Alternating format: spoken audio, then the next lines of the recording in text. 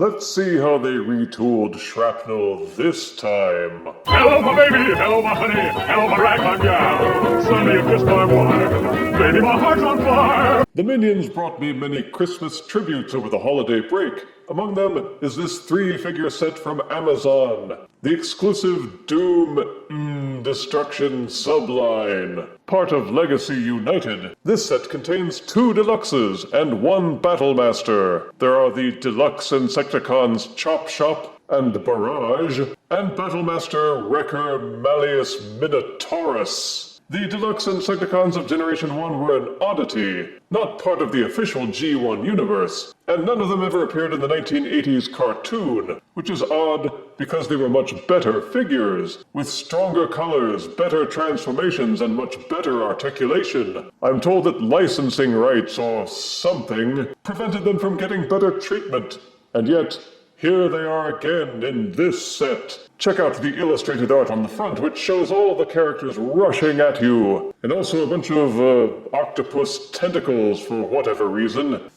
Malleus is showed off on the side panel, and a Dr. Octopus version of what appears to be Sinistar from an old 80s arcade game. Beware, I live. Studio photos of all 3 figures in both modes are on the back, with artwork of Chopshop and Barrage rounding off the other side panel. Now let's get these figures out and see why they're so mad at Squidward. Rather than review both figures in one video, I'll be reviewing each deluxe figure separately, like we did with the Autobot Legacy 5-pack. First up will be Chopshop. The collection comes with an instruction booklet, which you probably won't need since you've already transformed these figures before if you own Shrapnel or Bombshell. Chopshop comes with a duplicate of Shrapnel's weapon accessory, except that it's made with orange plastic, painted brown. He also comes with 2 Evo Fusion gun accessories, which are again copies of Shrapnel's gun/hind legs. But Chopshop also comes with 2 additional accessories. A pair of actual plug-in hind legs. And let's get the obvious out of the way first. Yes, both of the Insecticon Deluxes in this set are retools. One of Legacy Shrapnel, the other of Legacy Bombshell. Chopshop more closely follows what they did with Shrapnel himself, while Barrage follows the alterations they made for Bombshell. But they're all basically the same figure, and I confess, it angers me that Hasbro couldn't be bothered to make original molds for each Insecticon. They already messed us over with the Deluxe Insecticons by making Ransack a remold of Legacy Deluxe Kickback.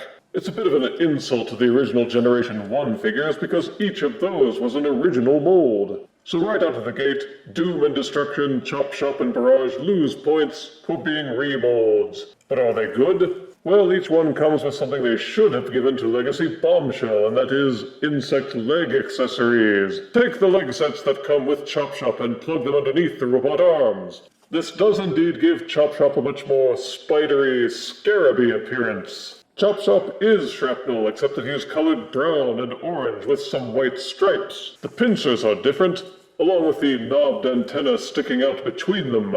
And yes, the insect legs, that's new.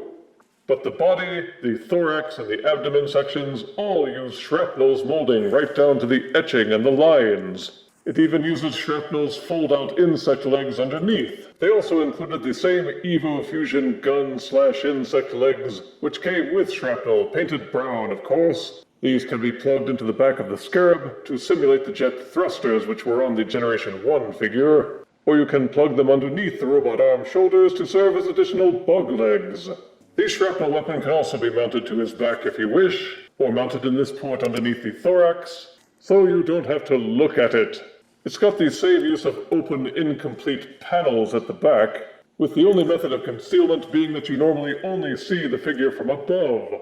If you look at the images of Generation 1 Chopshop, the figure is a bit more slender. The insect legs were articulated, and it had a honking big pair of jet engines on the back. but it was also boxy, so the Legacy United Chopshop can be considered a good fit for the use of the Legacy Evolution Shrapnel mold. It feels solid and heavy, and the additional legs give it a better insectoid look. Nicely done, but slightly diminished because they could have done a lot more with it. Some jet thrusters actually molded into the abdomen back here, for example, and updated forelegs would have done a lot more to help this reused mold feel less copied. For articulation, there isn't much. The pincers can be opened and closed at will, and the foreleg sections can be folded in and out. If you own Legacy Shrapnel or Legacy Bombshell, then you will already be familiar with the transformation process. And again, you may not even really need the instruction manual. And this is Chopshop in robot mode. The colors are orange, brown, and white, with the transparent chest panel included, revealing some widgets and bebops underneath. The pincers and the head sculpt are new. Chopshop's head has always looked a little bit scuba geary, but the pincers are menacing and sharp-looking as his head antenna. The mold is solid from front to back, and the only hollow portions are in the forearms where the fists fold in. They carved out some divots in the insect legs, and at the back of the antenna to hollow them out a bit, but everything still feels solid and tight, and it proportions well. It's got the insect legs sticking out from his forearms, but they did that with Generation 1 too, so it's okay. Kinda. But suffers because they robbed him of the chance to truly shine with a fully updated mold all his own.